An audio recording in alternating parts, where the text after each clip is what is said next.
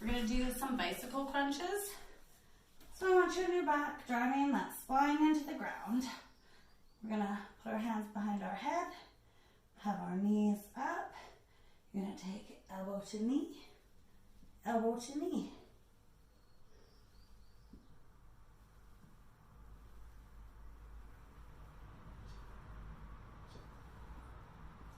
The more slow and controlled you are, the more you engage your core. If you're finding that too difficult, the modification for this is just to get up on your toes. Again, we're gonna push our backs into the ground. Knee to elbow, knee to elbow.